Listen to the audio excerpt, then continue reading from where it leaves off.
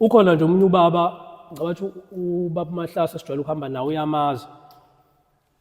Uqhama ngapha eSiphingo eya ngapha eRinyane njalo mhlawumbe namazi ambona. Uthwele amasaka lo baba. Ngakho nje somunye ubaba wathi abona lo baba nje ubumbone ethwele amasaka kanje usazojika futhi ashone eSiphinga abuya. Wathuka uShembe esitimeleni.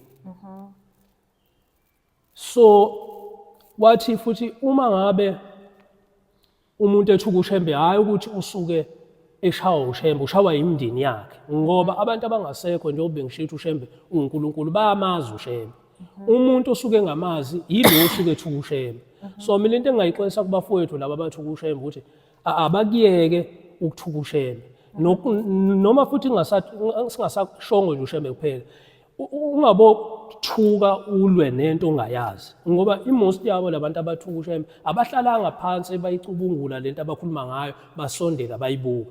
Uma sithi thina uShembe uNkulunkulu akushintshi lokho uShembe uNkulunkulu noma wena ungathuka ngicanga ngoba ngeke ngibona abantu abaningi ufike umuntu athuka uShembe sithi siyambona usela ebuhleni leyo nto isiphatha kabi mase simbuza athi hawu wena ngithi uthuka uShembe wena usho yonke into kodwa manje usula athi hayi nina nangayichazi kahle.